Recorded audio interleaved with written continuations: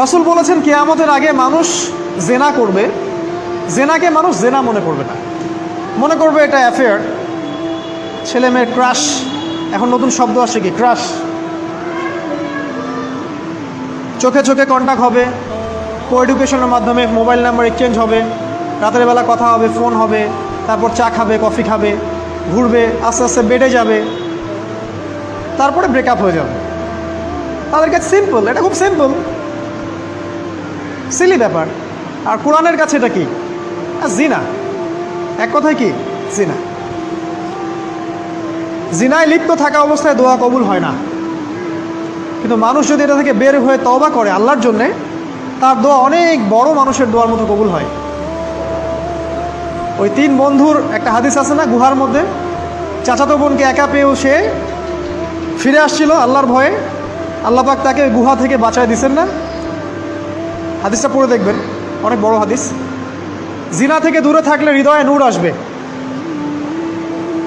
আপনি আমি যদি আমাদের চোখকে এই পর্যায়ে নিয়ে যেতে পারি যে কোনো গায়রে মাহরামের দিকে চোখ পড়লে আমরা নামিয়ে নিচ্ছি, তখন আপনি ফিল করবেন আপনার মনের মধ্যে নূর আসছে। এই যে আমি এখন একটা লেকচার দিচ্ছি, আমার খুব ভালো লাগছে, ঠিক রাস্তায় যেতে যেতে যদি আমি 8-10টা মেয়ের দিকে তাকাই, আমার এই নূরটা উঠে যাবে। জাহান্নামে কেন অনেক নারী থাকবে জানেন? কারণ তারা শুধু নিজেরা অপরাধ করে না, হাজারো মুমিন মানুষের নূর তারা কেড়ে নেয়। দ্যাট ইজ ওয়াই তারা জাহান্নামে বেশি থাকবে। আরেকটা মেজর কারণ হচ্ছে তাদের উদ্ধত মাথা। মেয়েদেরকে বলছি স্পেশালি, হয়তো এই কথাগুলো মেয়েদের কাছেও যাবে। তাদের এই উদ্ধত মাথা আল্লাহর বিধানের সামনে আত্মসমর্পণ করতে চায় না। তাদের এই উদ্ধত মাথাটা আল্লাহর বিধানের সামনে আত্মসমর্পণ করতে চায় না, এই কারণে তারা জাহান্নামে বেশি থাকবে। যে কোনো বিধান আল্লাহ তাদের সামনে বলেন, সব মেয়ের কথা বলছি না, ম্যাক্সিমাম বিভিন্ন যুক্তি তারা দিবে।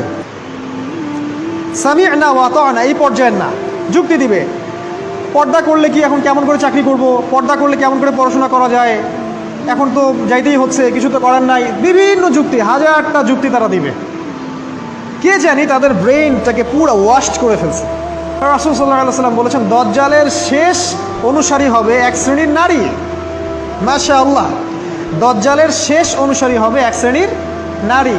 তাদেরকে ঘরে ইসলামিক অনুশাসনে রাখার জন্যে বাবা, ভাই, স্বামী শিকল দিয়ে বেঁধে রাখবে, তারপরেও তারা শিকল ছেড়ে বের হয়ে যাবে, আটকাতে পারবেন না, because of their mind is brain washed.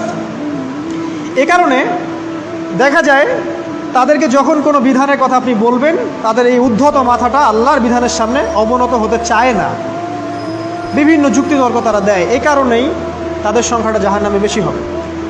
আরও কারণ আছে, রাসূল বলেছেন সারা জীবন তাদের জন্য করবেন। স্পেশালি তাদের উদ্দেশ্য করে বলছি যাদের অ্যাফেয়ার আছে। যতই করেন, যত কিছুই করেন না কেন, আপনি যদি তাকে ভোগ বিলাস এবং পার্থিব সুখ শান্তি দিতে না পারেন, সে আপনাকে চিনবে না এক সময়। আপনি যদি আমাদের কথা বিশ্বাস না করেন, লিখে রাখতে পারেন। আর এমনিতে লিগ্যাল বৈবাহিক সম্পর্কেও সারা জীবন অনেক কিছু করবেন, হঠাৎ একদিন কোনো একটা কারণে ঝগড়া লেগে গেছে, তখন দেখবেন সে বলে বসবে সারা জীবন তোমার কাছে কিছুই পেলাম। আমি নারীদেরকে ছোট করছি না, তাদের কিছু কিছু পয়েন্ট বলছি, এইসব কারণে তারা জাহান্নামে থাকবে। আমি একটু এই কথাটা না বললে জাস্টিস হবে না। রাসূল সাল্লাল্লাহু আলাইহি ওয়াসাল্লাম মেরাজে গিয়েছিলেন, আপনারা জানেন। তিনি মেরাজের রাতে অনেক অলৌকিক জিনিস দেখেছেন, নবীদের সাথে সাক্ষাৎ করেছেন, ইভেন আল্লাহর সাথে কথা বলেছেন, আল্লাহর নূর দেখেছেন। এই সময় সবাই তাকে হাসি মুখে সম্বর্ধনা জানিয়েছিল। যার সাথেই দেখা হয়েছে তার সাথেই তিনি হাসি মুখে অভ্যর্থনা তাকে জানিয়েছে, আসসালামু আলাইকা আইয়ুহান নবী, সবাই বলেছে হাসি মুখে। একজন মালাক, একজন ফেরেশতা তাকে দেখে হাসেননি, একজন। আপনারা কি জানেন? রাসূল সাল্লাল্লাহু আলাইহি ওয়াসাল্লাম অবাক হয়েছিলেন। তিনি বলেছিলেন যে ইয়া জিবরিল, ওর চেহারাটা এত গম্ভীর কেন, সে আমাকে দেখে হাসছে না কেন, তার মুখে হাসি নাই কেন? জিবরিল আমিন বলেছেন যে তার নাম হচ্ছে মালাক, সরি তার নাম মালিক, তার নাম মালিক, সূরা যুখরুফের মধ্যে আছে, তার নাম মালিক। যেদিন থেকে আল্লাহ জাহান্নাম সৃষ্টি করেছেন, সেদিন থেকে তাকে জাহান্নামের দায়িত্ব দিয়েছেন, অর্থাৎ জাহান্নামের হেড অফ ডিপার্টমেন্ট, ইনচার্জ।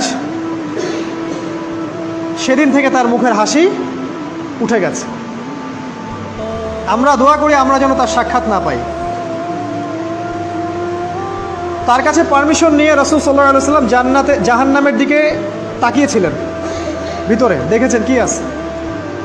তিনি পরে যা ব্যাখ্যা করেছেন তা হলো, আমি দেখলাম সেখানে খালি মেয়ে আর মেয়ে, সেখানে খালি নারী আর নারী। এই হাদিসটা আপনার মাকে বলবেন, আপনার বোনকে বলবেন, আপনার মেয়েকে বলবেন, আপনার স্ত্রীকে বলবেন। এই হাদিসটা যদি কারো হৃদয়ের মধ্যে গেঁথে যেতে পারে, তার দ্বারা অন্যায় করা সম্ভব না। কিভাবে একটা মেয়ে সব কিছু উন্মুক্ত করে ঘুরতে পারে যখন অলরেডি তার আত্মা জাহান্নামে জ্বলছে, অলরেডি, কারণ ভবিষ্যৎ তো আল্লাহ জানেন। যেমন ওমর রাদিয়াল্লাহু আনহু এর ঘর জান্নাতে আছে, রাসূল সেটা দেখে আসেন নাই? এসে ওমর ইবনুল খাত্তাবকে বলেছেন না যে আমি দেখে আসছি তোমার ঘর, আমি ঢুকিনি তোমার ঘরে তোমার আত্মসম্মানের কারণে। তার মানে তিনি পৃথিবীতে বিচরণ করছেন, ঘর তো জান্নাতে অলরেডি তৈরি হয়ে আছে। মেয়েরা দিব্যি ঘুরছে এভাবে, এবং তারা মোটেও সচেতন না তাদের ঘর হয়তো বা জাহান্নামে রেডি।